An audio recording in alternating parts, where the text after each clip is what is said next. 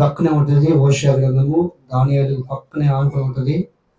హోషేయ గ్రంథము 6వ అధ్యాయము 1-2 వచనాలు మనము చదువుకుందాం. చదువుకునే వాళ్ళు చదివి సహాయం చేయండి. మనము యెహోవా యొద్దకు మరలుదం రండి, ఆయన మనలను చీల్చివేసెను, ఆయనే మనలను స్వస్థపరచును, ఆయన మనలను కొట్టెను, ఆయనే మనలను బాగు చేయును. చాలు. సో ఇక్కడ మనం గమనించినట్లయితే ఇశ్రాయేలు ప్రజల గురించి ప్రభువు చెప్పిన మాటలంటే, మనము యెహోవా యొద్దకు మరలుదము రండి, ఆయన మనల్ని చీల్చివేయును, ఆయన మనల్ని స్వస్థపరచును. దేవునికి స్తోత్రం, హల్లెలూయా. ఎవరి దగ్గరికి రావాలన్నా మనము యెహోవా యొద్దకు మనం ఏం చేయాలి? మరలాలి. అందుకనే యాకోబు రాసిన పత్రం ఉంటుంది కదా, 4:9 ఏమంటుంది అక్కడ? దేవుని వద్దకు రండి, అప్పుడు ఆయన మీ వద్దకు వచ్చును. పాపులారా, దీన మనసులారా, మీ చేతులు మీరు శుభ్రం కనుక్కొని మీరు దీనుడైన నా వద్దకు మీరు రండి అంటాడు. అంటే మనం ఎవరి వద్దకు మనం వెళ్ళాలంటే ప్రభువు వద్దకు మనం మరలాలి. అంటే ఆయన వైపుకి మనం మరలాలి. ఏం చేయాలి? మనము ఆయన వైపుకి మనం మరలాలి. ఎందుకనంటే ఆయన ఆత్మల కాపరి, ఆయన గొర్రెల కాపరి కాబట్టి, మనమందరము ఆయన గొర్రెలు కాబట్టి, మనమందరము ఆయన స్వరత్తునిచ్చి కొన్న బిడ్డలు మనం కాబట్టి, మనం ఏంటంటే ఆయన వద్దకు మనం మరలేవారిగా మనం ఉండాలి. అందుకని నా గొర్రెలు నా స్వరము వింటాయి. అందుకని యోహాను సువార్త 10వ అధ్యాయము మనం ఉంటుంది కదా, యోహాను సువార్త 10వ అధ్యాయం 2వ వచనం చదివినట్లయితే అక్కడ మాట చదివినట్లయితే అక్కడ మాటను మనము చదువుకున్నాం. యోహాను సువార్త 10వ అధ్యాయంలో ఒక మాట ఉంటుంది. ఆ మాటను మనం చదివినట్లయితే నా గొర్రెలు నా స్వరం వింటాయి అన్న మాట గమనించినట్లయితే యోహాను సువార్త 10వ అధ్యాయము, యోహాను సువార్త, నాకు ముందు వచ్చిన వారందరూ దొంగలను దోచుకున్న వారై ఉన్నారు, గొర్రెలు వారి స్వరము వినలేదు, నేనే ద్వారమును, నా ద్వారా ఎవడైనా లోపలికి ప్రవేశించిన యెడల వాడు రక్షింపబడిన వాడై లోపలికి పోవచ్చు, బయటికి వచ్చుచు మేత మేల్చును. దేవునికి స్తోత్రం, హల్లెలూయా. సో ఇక్కడ మనం గమనిస్తున్నట్టే గొర్రెలకు పోయే ద్వారము నేనే. ఎవరంట? గొర్రెలకు పోయే ద్వారమును నేనే.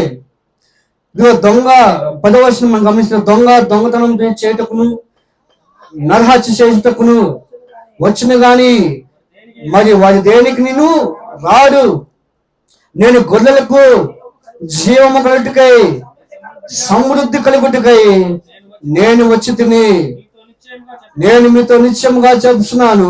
11వ వచనం గమనిస్తున్నట్లయితే నేను గొర్రెలకు మంచి కాపరి గొర్రెలకు తన ప్రాణము పెట్టెను. ఎవరంటే ప్రభువు యేసుక్రీస్తు వారు.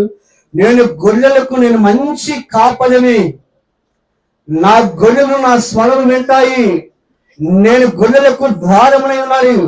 అవి లోపలికి వస్తా పోతా ఉంటే వాటికి మంచి మేత నేను పెట్టేవాడును. దేవునికి స్తోత్రం, హల్లెలూయా. మేత అంటే ఏంటంటే పచ్చిగడ్డి కాదు, వాక్యం అనే ఒక ఆహారము దేవుడు మనకి ఇస్తాడు. వాక్యం అనే ఆహారము. 6 రోజులు కష్టపడి 7వ రోజు దేవుని మందిరం మనం ఏం చేస్తాం? ఆహారం మనం తింటాం, భుజిస్తాం. అంటే ఆత్మీయ ఆహారం మనం తినకపోతే శరీరము లోపల అవయవాలు ఏమైపోతే సట్టుపడిపోతే పనిచేయవు. అలాగనే మన శరీర ఆహారం ఎలాగైతే మనం పుష్టిగా మనం తింటున్నామో ప్రతి ఆదివారము ఆత్మీయ ఆహారం కూడా మనం అలాగ తినేవారిగా ఉండాలి. అందుకనే లోపలికి వస్తూ పోతా ఉన్న నా గొర్రెలు నా మేత తింటాయి, నేను మేత పెడతాను, శ్రేష్టమైన మేత. అవి శ్రేష్టంగా దీన్ని పుష్టిగా ఉంటాయి, రక్షణ కలగటిగా నేను వచ్చి దేని వరకు నేను. అందుకని ఇక్కడ అంటున్నా మాట అంటే యెహోవా వద్దకు మళ్ళీ వాళ్ళకి మనం ఉండాలి. అక్కడ ఏమన్నాడంటే నేను వాళ్ళని చీల్చివేస్తాను. చూడండి, ఒక తండ్రి ఒక పిల్లడు పాలు చెప్పి తినకపోతే ఆ తండ్రి ఏం చేస్తాడు? కొడతాడు. కొట్టి నేను చెప్పిన మాట ఎందుకు వినమని చెప్పేసి పిల్లల్ని కొడతాడు. కొట్టినంత మాత్రంగా తండ్రికి ఆ కుమారుడికి బంధం తెగిపోద్దా? కొట్టినంత 4 దెబ్బలు వేసినంత మాత్రంగా ఆ బంధం తెగిపోద్దా? బంధం తెగిపోదు. అంటే ప్రభు ఇక్కడ ఏమన్నాడు? నిన్ను కొట్టేవాడు నేనే, నిన్ను స్వస్థపరిచేవాడిని కూడా నేనే, నిన్ను బాగు చేయబడిన కూడా నేనే. ఒక తండ్రి కుమారుడిగా శిక్షించకపోతే ఆ దండములకు నువ్వు ఆ గద్దెంపుకు నువ్వు లోపడకపోతే కనుక నువ్వు చాలా నష్టపోతావు. మనం దేవుడు ఎలాంటి వాడంటే నిన్ను శిక్షించి కొట్టి నిన్ను బాగు చేసి స్వస్థపరచువాడు. అందుకని ప్రభు అని యేసుక్రీస్తు వారు ఎక్కడికి ఉన్నా సరే 3 గుంపు వాళ్ళు ఉంటారు. జన సమూహంలో 3 గుంపు వాళ్ళు వెళ్తా ఉంటారు. ఏ కొండ ప్రాంతంలోకి వెళ్ళినా, ఎక్కడికి వెళ్ళినా సరే ప్రభు వెంట బహుజన సమూహం వెళ్తా ఉంటారు. ఆ 3 గుంపు వాళ్ళు ఎవరంటే, ఒకళ్ళు ప్రభు దగ్గరికి వెళ్తున్నారు, రొట్టెలు సమృద్ధిగా రొట్టెలు దొరుకుతాయి, ఆహారానికి కొదువు ఉండదు, రొట్టెలు దొరుకుతాయి, సమృద్ధిగా ఉంటది అని వెళ్ళే ఒక గుంపు ఉన్నారు. రెండో గుంపు ఎవరంటే, నా దేవుని దగ్గరికి వెళ్తున్న స్వస్థత పొందుకుంటాను, ఈ కుష్ఠరోగం నుంచి, ఈ అనారోగ్యం నుండి, ఈ గుడ్డితనం నుండి నేను స్వస్థత పొందుకుంటాను, నా దేవుని దగ్గర వెళ్తే నేను స్వస్థపరుస్తాను నా దేవుని అని చెప్పేసి నమ్మకంతో యథార్థంతో దేవుని దగ్గరికి వచ్చేవాళ్ళు జన సమూహం అంటారు. ఇంకా 3వ గుంపు ఎవరంటే వాక్యం వినే గుంపు. ఎవరు? వాక్యం విని వాక్యం ద్వారా జీవించే మనసు, వాక్యం విని రక్షణ మారి మనసు పొందే గుంపు. అయితే 3 గుంపులో ఏది విలువైన గుంపు ఏదంటే వాక్యం విని వాక్యానుసారంగా జీవించే మనసు గుంపు కలిగిన వాళ్ళం ఉన్నారు. దేవుని స్తోత్రం, హల్లెలూయా. ఆహారం కొరకు, స్వస్థత కొరకు చాలా మంది విషయాలు ఉంటారు, కానీ వాక్యం అనే పండమని హృదయాన్ని కట్టుకుంటే కనుక అది అందరికీ తరిగిపోయి ఆ ముద్ర.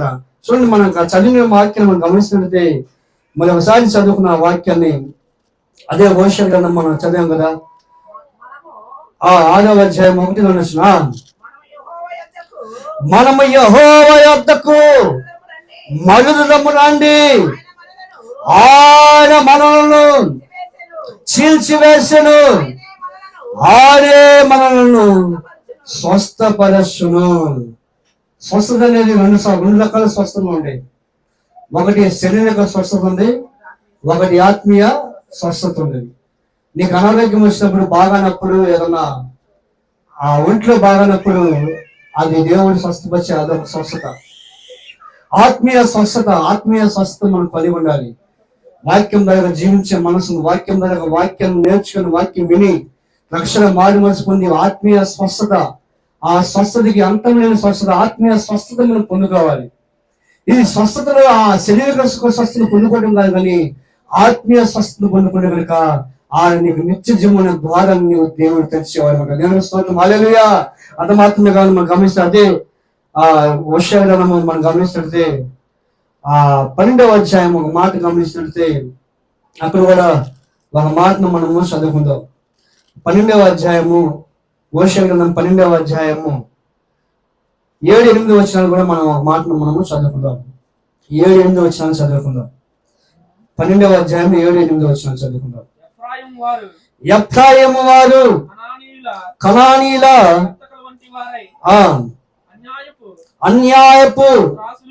అన్యాయపు త్రాసులను వాడుక చేసేదరు, బాధ పెట్టవలనన్న కోరిక వారికి కలదు. నేను ఐశ్వర్యవంతుడనైతిని, నాకు బహు ఆస్తి దొరికెను, నా కష్టార్జితము దేనిని బట్టి శిక్షకు తగిన పాపము నాలో ఉన్నట్లు ఎవరును కనపరచలేరని ఎఫ్రాయిము అనుకుంటున్నాడు. చాలు గమనిస్తున్నట్టు చూడండి, ఇక్కడ మనం అన్యాయపు త్రాసు ఏంటంట, అన్యాయపు త్రాసు. తర్వాత ఏంటంట, బాధ పెట్టి వారికి ఆయన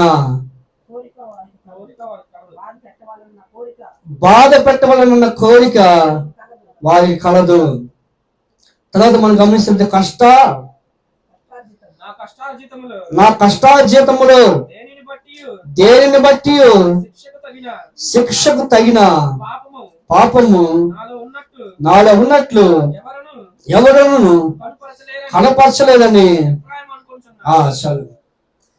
ఎందుకు ఈ మాట నేను జ్ఞాపకం చేస్తుందంటే, శిక్షకు కష్టానికి తగిన ఫలము ఏంటంట? కష్టానికి తగిన ఫలము. మనం కష్టపడుతూ ఉంటాం. దేని కొరకు కష్టపడతాం? మన బిడ్డల కొరకు, మన భార్య కొరకు, కుటుంబం కొరకు మనం కష్టపడతా ఉంటాం. అవునా కాదు? కుటుంబం కొరకు కష్టపడతా ఉంటాము. అంత మాత్రమే కాకుండా నాలో శిక్షా ఫలం ఏది లేదు. మనలో పాపమనే తలంపులు, పాపమనే ఆలోచనలు మనలో ఏమీ మనం ఉండకుండా ఆయన పరిశుద్ధంగా మనం జీవించేవారు మనం ఉండాలి. అందుకని ప్రభు అంటారు, నా యందు పాపం ఉందని మీరు ఎవరన్నా స్థాపించగలరా అంటారు. ఆయన పరిశుద్ధుడు కనుక మనం కూడా పాపమైన వాడిగా ఎప్పటికప్పుడు మనం పరిశోధించుకుంటా ఉండాలి. చూపు ఉండాలిగా, తలంపు ఉండాలిగా, ఆలోచన ఉండాలిగా. ఎక్కడైనా ఏమైనా పాపం అనే ఫలము మనం పొందుకున్నామేమో, శిక్ష తగిన ఫలం మనం పొందుకున్నామేమో అని మనం ఏదైనా పరిశోధించుకుంటా ఉండాలి. అందుకని ఏబు ఏమంటాడంటే, నా బిడ్డలో ఒకవేళ పాపం ఏమైనా చేశారేమని వాళ్ళ మనసులో ఏదన్నా ఉద్దేశించాడు అనుకొని ఉదయాన్నే లేచి అతని కొరకు బలులు అర్పిస్తా ఉండాలి. యెహోవాకి ప్రీతికరమైన బలులు అర్పిస్తా ఉంటాడు. నా బిడ్డలు ఒకవేళ ఏమైనా పాపం చేశారేమో, పాపపు తలంపులు ఏమైనా కలిగి ఉన్నారేమో అని చెప్పేది ఆ ఏబు లేచి బిడ్డల కొరకు బలులు అర్పిస్తా ఉంటాడు. అందుకని ఏబు ఒక తీర్మానం తీసుకుని ఏమంటాడంటే, నేను నా కంటితో నేను స్త్రీని ఎలాగ నేను చూడగలుగుతాను. చూడండి, ఒక మాట గమనించినట్టయితే ఏబు గ్రంథం 35వ అధ్యాయం మనం గమనించినట్లయితే ఒక మాట చదివినట్టు అక్కడ 35వ అధ్యాయం 1వ వచనం కూడా ఒక మాటను మనము చదువుకుందాం. ఏబు గ్రంథము 35వ అధ్యాయము 1వ వచనం చదువుకుందాం.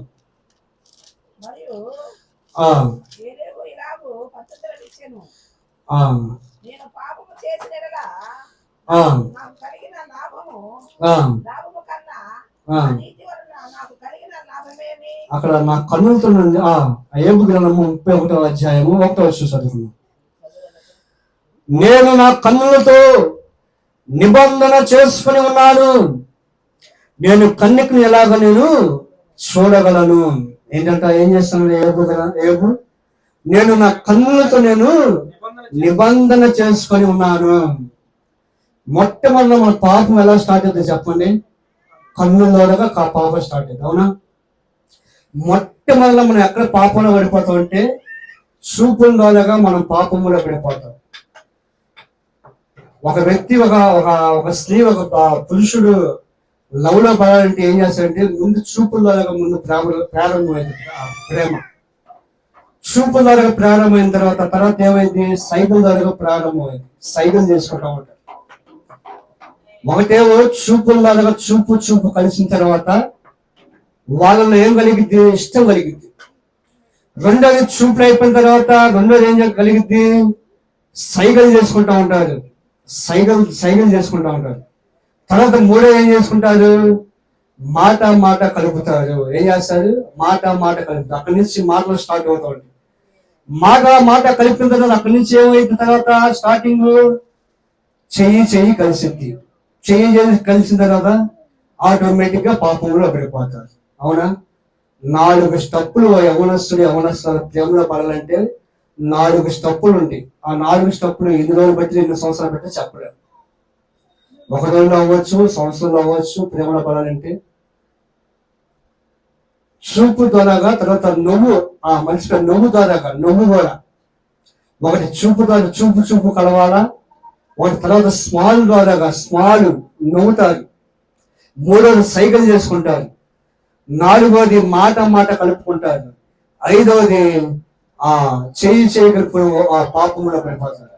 అంటే ఎందుకు ఈ మాటలు నేను చెప్తుంటే, ఏబు చెప్తున్న మాట ఏంటి? ఏబు నేను చూపులతో నేను కన్నులతో నేను నిబంధన చేసుకున్నాను. నేను కన్యకు నేను ఎలా చూడగలుగుతాను? నా దేవునికి నేను నిబంధన నేను చేసుకుని ఉన్నాను.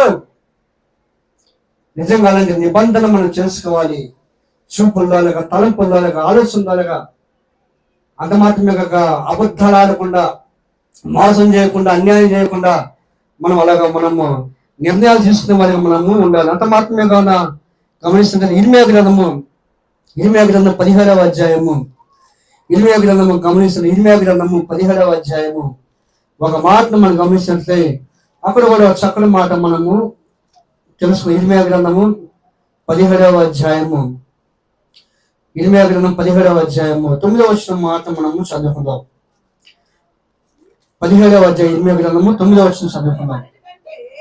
హృదయము అన్నిటికంటే మోసకరమైనది, అది ఘోరమైన వ్యాధి గలదని దాన్ని గ్రహింపగలిగిన వాడు ఎవడు? ఒకని ప్రవర్తన బట్టి వారి క్రియల ఫలము చొప్పున ప్రతీకారము చేయుటకు యెహోవాను నేను హృదయమును పరిశోధించగలిగిన వాడను. దేవునికి స్తోత్రం, హల్లెలూయా. మరి దేవుడు ఏం చేస్తాడంట? హృదయాలను పరిశోధించగలిగిన వాడు. నా హృదయంలో ఏముందో ఎదుటి వాళ్ళకి తెలియదు, తెలుసుద్దా? మీ హృదయంలో ఏముందో నాకు తెలియదు. మీ భార్య హృదయంలో ఏముందో నీకు తెలియదు. నీ భర్త హృదయంలో ఏముందో, ఏ దురాలోచన నీకు తెలియదు. అది నా ప్రభు చెప్తున్న మాట ఏంటంటే, మనుషుల హృదయాల్లో ఏమున్నది మనకు తెలియదు కానీ, మనుషుల ఆలోచన ఎలా ఉండే మనకు తెలియదు కానీ, వాళ్ళ ఆలోచన, వాళ్ళ ఉద్దేశాలు, వాళ్ళు ఏది ఆలోచిస్తున్నారో మనకు తెలియదు, మనకు గ్రహింపు మనకు లేదు. కాబట్టి దేవుడు ఏమన్నంటే, హృదయం అన్నిటికంటే బహు వ్యాధి కలిగిన వాటిది. హృదయమే పాడైపోద్ది.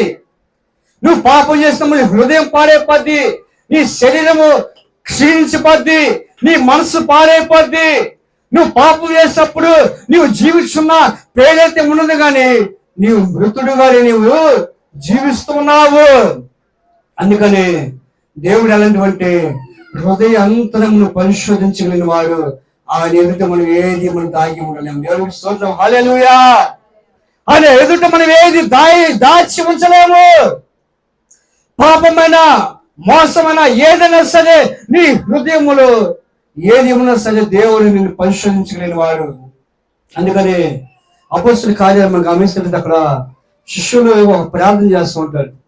హృదయాంతమును ఎరిగిన మా దేవా, యూదా నీ పరిచర్యలు తప్పిపోయాడయ్యా. దేవుని పరిచర్యలు తప్పిపోయాడు, సేవ చేసే విషయంలో తప్పిపోయాడు. ఇదిగో ప్రభా, హృదయాన్ని పరిశోధించగలిగిన వాడు. మా హృదయంలో ఏముందో మాకు తెలియదు, మా హృదయంలో ఏముందో నీవు మాత్రం పరిశోధించగలిగిన వాడు ప్రభా అని ప్రార్థన చేస్తున్నారు. మాట చదవండి.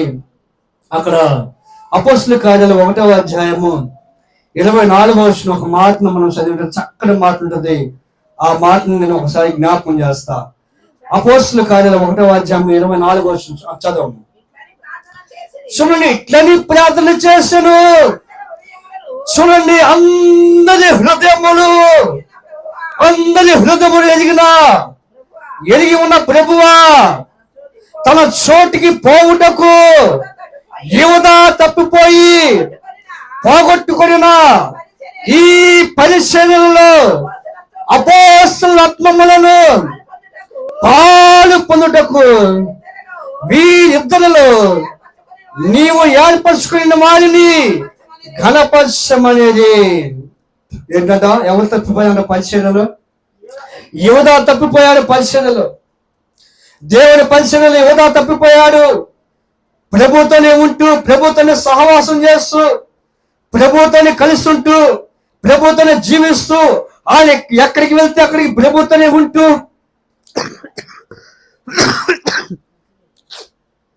ప్రభుతోనే ఉంటూ ఆ డబ్బులు సంచి యూదా దగ్గర పెట్టాడు ప్రభు.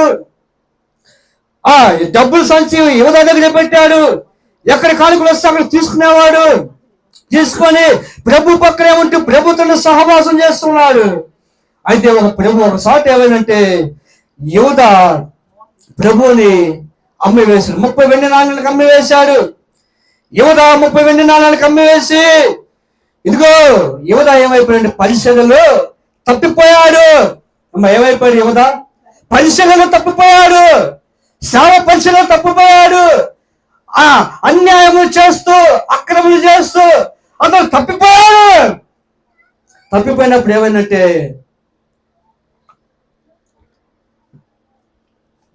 అతను ఏం చేశాడంటే తప్పిపోయాడు. అయితే మిగతా 11 మంది ఏం చేస్తారంటే అందరి హృదయం జరిగిన మా ప్రభువా ఏం చేశాడు? వాళ్ళు ఎలా ప్రార్థన చేశారు చెప్పండి. వాళ్ళు అందరి హృదయం జరిగిన మా ప్రభువా, యోధా తన చోటికి పోవటం తప్పిపోయారు, పరిశీలన తప్పిపోయారు. ఇప్పుడు మీరందరి హృదయాన్ని దేవుడు ఏం చేస్తాడు? ఎరిగినవాడు. అవునా? ఎరిగినవాడు దేవుడు. ఇక నువ్వేం ఆలోచిస్తున్నావో ప్రభు ఎరిగినవాడు. నేను చెప్తాను, నేను ఏం ఆలోచిస్తున్నానో ఎరిగినవాడు. అందుకనే మనం ఏం చేయాలి? హృదయం అన్నింటికంటే ఒక వ్యాధి కలిగింది కాబట్టి హృదయాన్ని పరిశీలించలేని వాడు ఆయనే ఉన్నాడు. అంత మాత్రమే కానీ మనం గమనిస్తే కీర్తన గ్రంథము 47వ కీర్తన 3వ వచనం కూడా మాట చదివినట్టు అక్కడ కూడా మాట చక్కని మాట ఉంటుంది. ఆ మాటను కూడా మనము చదువుకుని 10 నిమిషాలు నేను ముగిస్తాను. ఆ మాటను కూడా మనం చదివి కీర్తన గ్రంథము 147వ కీర్తన 3వ వచనం చదువుకున్నాం. 147వ కీర్తన 3వ వచనం చదవమ్మా.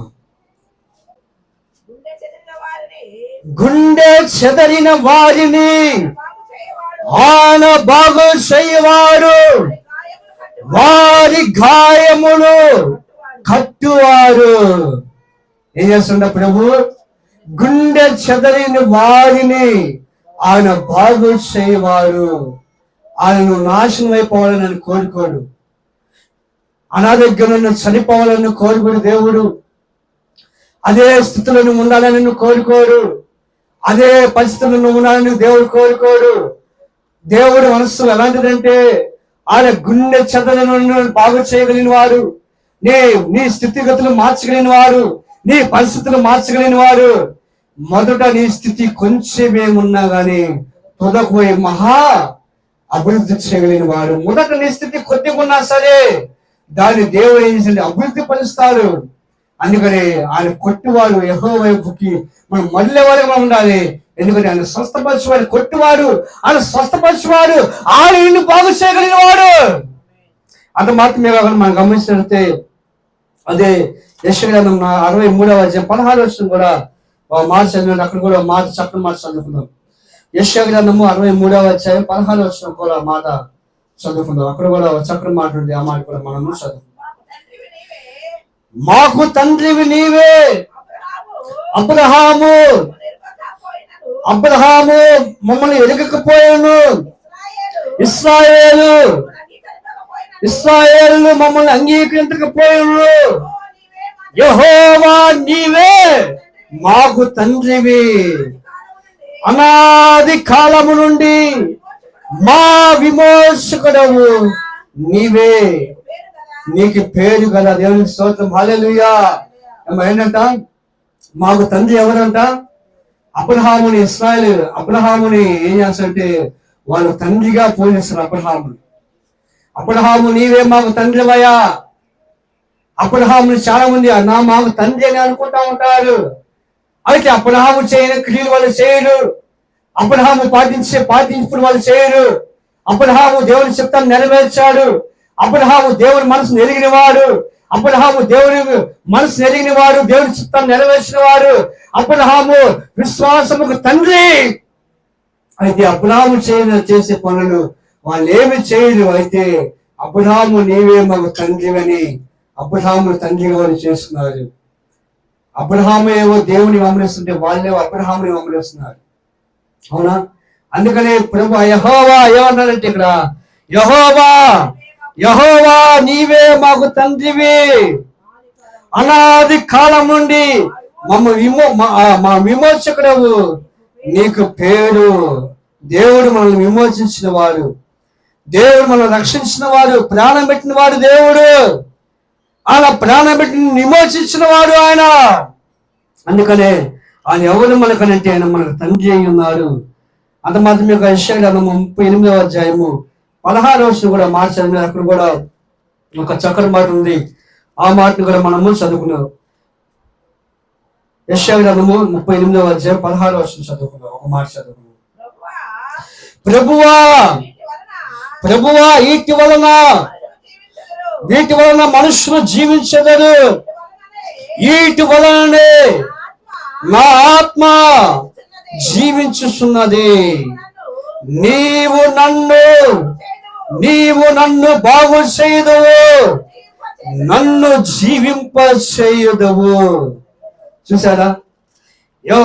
ప్రభువా వీటి వలనే మనుషులు ఏటి వలన జీవిస్తారట? వాక్యమనే ఆత్మీయ ద్వారంగా మనుషులు జీవిస్తారు. ఎలాంటిది? వాక్యమును ఎలా చదువుతా ఉంటే వీటి వలనే మనం జీవించేవాళ్ళు ఉంటాము.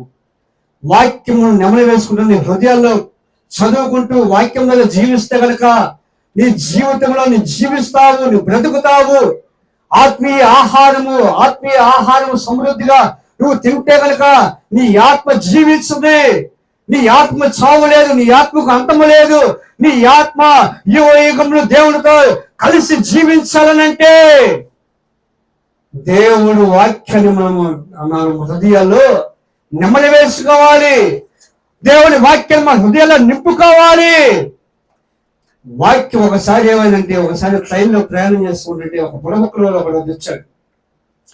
బుడబుక్కలో ఒక వ్యక్తి వచ్చి ఆ పెట్టిలో మ్యాజికల్ చేస్తా డబ్బులు తీసుకుంటా ఉన్నాడు. మ్యాజికల్ చేస్తుండా 4-5 పెట్టెల నుంచి చివరి నుంచి వస్తా ఉన్నాడు. మ్యాజికల్ చేస్తాడు. అది కొడతా ఉంటే మ్యాజికల్ చేస్తాడు, కొట్టి మ్యాజికల్ చేస్తా ఉన్నాడు. ఆ మ్యాజికల్ చూసి చాలా మంది డబ్బులు ఇస్తా ఉన్నారు. ఆ 4-5 పెట్టెలు అయిపోయి 5వ పెట్టెలోకి వచ్చాడు. ఆ మంత్రాలు పనిచేయట్లా. ఏంటి? ఆ ఊపుతా ఉంటే మంత్రాలు పనిచేయట్లా. ఆ మంత్రాలు ఇట్లా ఊపుతా ఉంటే ఏదో చేస్తా ఉంటే మంత్రాలు పనిచేయట్లేదు. ఏంటి నాకు అర్థం కాదు. ఏంటి నా మంత్రాలు ఏమైపోయింది, నా టాలెంట్ ఏమైపోయింది, అసలు ఏమైందని చెప్పేసి అతనికి అర్థం కాదా. అప్పుడు పక్కన ఒక బైబిల్ ఒకటి ఉందంట. పక్కన బైబిల్ పెట్టి పాస్టర్ కూర్చున్నానంట. ఏమంటే మీరు ఆ బైబిల్ తీసేయండి, మా మంత్రాలు పనిచేయండి, మా బతుకు తిరిగిపోతుంది, ఆ బైబిల్ తీసాను అన్నాడు. ఏంటయ్యా నేనేం చేశాను? బైబిలే కదా, నేనేం చేశాను? మా మంత్రాలు పనిచేయట్లేదండి, మాకు డబ్బులు రావట్లేదు, మా జీవోపాధి పోతుంది, ఇదిగో మా బైబిల్ తీసి ఆ లోపల పెట్టుకో, సంచిలో పెట్టుకోండి అని చెప్పి అన్నాడు. సరే అని చెప్పి ఆ పాస్టర్ పాప ఆయన కోరిక కాదని లేక ఆ తీసి ఆ బైబిల్ తీసి సంచిలో పెట్టుకున్నాడు. ఏం చేశాడు? సంచిలో పెట్టుకున్నాడు. సంచిలో పెట్టుకున్నప్పుడు మంత్రాలు పనిచేయాలిగా. మళ్ళీ మంత్రాలు పనిచేయట్లా. బైబిల్ సంచిలో పెట్టుకున్నా పెట్టాను అంటే మంత్రాలు పనిచేయట్లేదు. ఏంటండి మంత్రాలు పనిచేయట్లా, అసలు ఏమైంది అసలు అని చెప్పేసి అడుగుతా ఉంటే, బైబిల్ అయితే లోపల పెట్టగలిగే కానీ నా హృదయంలో ఉన్న బైబిల్ ఎవరు తీయలేరు అన్నారు. దేవునికి స్తోత్రం, హల్లెలూయా. నా హృదయంలో ఒక బైబిల్ ఉంది, దాన్ని ఎవరు తీయలేదు, దాన్ని ఎవరు కదిలించలేదు. నా హృదయంలో ఉన్న ఆ బైబిల్, ఆ వాక్యాలు నేను నా హృదయంలో నేను నింపుకున్నాను. నా హృదయం ఉన్న బైబిల్ తీయలేవు. బైబిల్ ఎక్కడ దాచిపెట్టుకోవాలి? మనము మన హృదయాల్లో బైబిల్ దాచిపెట్టుకోవాలి. బ్యాగుల్లో కాదు, సంచుల్లో కాదు, తల కింద కాదు, మనం పెట్టుకోవాలి. ఎక్కడ పెట్టుకోవాలి? నీ హృదయం అనే బైబిల్ నీ హృదయంలో ఉంచుకోవాలి. ప్రభువా నేను పాపము చేయకున్నట్లు, ప్రభువా నేను పాపములో పడిపోకున్నట్లు, ఇదిగో నా హృదయములో నీ వాక్యాన్ని ఉంచుకొని ఉన్నాడు. నేను పాపానికి నేను చోటివ్వను. నీ వాక్యాన్ని నా హృదయంలో దాచుకున్నాను. నన్ను ఎవరు అభ్యంతపరచలేరు, నేను పాపం చేయలేను. ఎందుకంటే నీ ఆజ్ఞను నీ హృదయంలో, నా హృదయంలో నేను భద్రం చేసుకొని ఉన్నాను. నేను పాపము చేయకున్నట్టు నా హృదయంలో నేను బైబిల్ ఉంచుకొని ఉన్నాను, ఆజ్ఞను ఉంచుకొని ఉన్నాను. మనం ఎక్కడ హృదయంలో పెట్టుకోనంటే మన హృదయాల్లో బైబిల్ ఉండాలి. నువ్వు ఎక్కడికి వెళ్ళినా సరే ఒక 50 వాక్యాలను నీ హృదయంలో ఉండాలి. బైబిల్ చేసే పని లేదు, చదివే పని లేదు. ఎవరైనా వాక్యం చేస్తామా, ఈ వాక్యం ఎక్కడంటే అన్నీ చెప్పాలి. యెహోవా నా కాపరి, నాకు లేమి కలగదు. ఎక్కడున్న వాక్యం? కీర్తనలు 23:1. మహోన్నతుని చోట నివసించేవాడు, సర్వశక్తి నేలను విశ్రమించేవాడు. ఎక్కడున్న వాక్యం? 91:1. చాలా వాక్యం, ఎన్ని వాక్యాలు నేర్చుకోవాలి, ఎన్ని వాక్యం మన హృదయాల్లో పెట్టుకోవాలి. సమస్త దేశంలో యెహోవాకు ఉత్సాహంగా చేయడి, సంతోషంతో ఆయన్ని మీరు సేవించుడి. కీర్తనలు 100 కీర్తన 1 వచ్చిన నా ప్రాణమా యెహోవాను సన్నిధించుము, నా అంతరంలో సమస్తమా ఆయన పరిశుద్ధ నామమును సన్నిధించుము, నా ప్రాణమా యెహోవాను సన్నిధించుము, ఆయన చేసిన ఉపకారం దేవుని నీవు మరువకము. కీర్తన 103:1 ఈ అన్ని వాక్యాలు నా హృదయాల్లో మనం ఏం చేసాం, హృదయంలో దాచిపెట్టుకోవాలి. హృదయంలో దాచిపెట్టుకునే పాపాన్ని చోటము, అబద్ధాలు, సాతానికి భయపడవు. దేవునికి స్తోత్రం, హల్లెలూయా. అందుకనే ఇక్కడ ఏమన్నంటే నన్ను జీవింపు చేయవాడు నీవే ప్రభు అని దేవుడు పలుకుతున్నాడు. అంత మాత్రం నా సమయం అయిపోయింది కాబట్టి చివరిగా ఒక వాక్యం చదువుకొని మన సమయాన్ని కుమార్ అప్పగిద్దాం. చివరి వాక్యం చదువుకొని చూడండి, ఎఫెసీయులకు రాసిన పత్రిక 2వ అధ్యాయం 4వ వచనం చదువుకొని సమయాన్ని అప్పగించారు. టైం అయిపోయింది. ఒక మాట చదువుకోండి, ఎందుకంటే బల్లాలు ఉంది కాబట్టి టైం అయిపోయింది. ఆయనను దేవుడు కరుణా సంపన్నుడై ఉండి మనము మన అపరాధముల చేత మనం చచ్చిన వారమే ఉన్నప్పుడు మన ఎడల కృప చూపిన మన మహా ప్రేమ చేత మనల్ని క్రీస్తు కూడా బ్రతికించి ఎలా ఉన్నామంట, మనము అపరాధముల చేత మనం ఎలా ఉన్నామంట, చచ్చిన వారమే ఉండగానే క్రీస్తు మనల్ని బ్రతికింపజేశాడు, జీవింపజేశాడు. క్రీస్తుతో కూడా మనల్ని బ్రతికింపజేశాడు. ఎప్పుడంటే మన అపరాధములు, మన పాపములు, ఆయన కనికరం గల సంపన్నుడు, కనికర పూర్ణుడు, దైవైన వాడు కాబట్టి ఆయన మన పాపము క్షమించేవాడు ఉంటాడు. కొద్ది మాటలు దేవుడు దీవించును గాక. ఆమేన్. ప్రార్థన చేసుకుని చిన్న ప్రార్థన చేసుకునే సమయాన్ని కుమారుడు అప్పుడు మహాపరిశుద్ధుడ ప్రేమ కలిగిన తండ్రి నీకు వందనాలు స్తోత్రాలు చెల్లిస్తున్నా ప్రభా. అయ్యతమైన వాక్యాన్ని విని మా దేవుడు హృదయాలను నీళ్ళగట్టి మీరు ఫలింపచేయండి ప్రభా. యెహోవా వైపుకి మీరు మళ్ళండి అని అంటున్నారు ప్రభా. అయా ప్రభా మమ్మల్ని అయా యెహోవా వద్దకు రండి అని అంటున్నారు ప్రభా. అయా ప్రయాసపడి భారం వస్తున్న సమస్య జనులారా నా ఎద్దకు రాని, నేను మీకు ఇస్తాన్ని కలగజేస్తానని వాక్యం సవస్తుంది ప్రభా. అయ్యా మేము మీ వద్దకు వచ్చేవారు, మీ వద్దకు మేము మళ్ళీ అనుకుంటాను సహాయం. నువ్వు మమ్మల్ని చీల్చి వేసినా సరే, కొట్టినా సరే, బాధించినా సరే నువ్వు మమ్మల్ని బాగు చేయగలిగిన వాడు, మమ్మల్ని స్వస్థపరచగలిగిన వాడు ప్రభా. మరణానికి మమ్మల్ని అప్పగించావు ప్రభా. అట్టి ప్రేమ కలిగిన దేవుడు, కనికరం కలిగిన దేవుడు ప్రభా, దయగలిగిన దేవుడు నా తండ్రి. ఎంత దయా కరుణ సంపన్నుడు నా ప్రభానికి వందనాలు. అయ్యా నువ్వు ప్రభుతో కూడా మాతో అయా మీతో కూడా మమ్మల్ని జీవింపజేయగలిగిన వాడు ప్రభా, బ్రతికించగలిగిన వాడు నీవే మాత్రమే ప్రభానికి స్తోత్రం. అట్టి జీవితం అట్టి భాగ్యం మాకు దయచేయమని ఎంతబడిన వాక్యం హృదయాల్లో ప్రభా మీరు నీరు కట్టి మీరు ఫలింప చేయమని యేసు పరిశుద్ధ నామములో ప్రార్థిస్తున్నాము తండ్రి. ఆమేన్.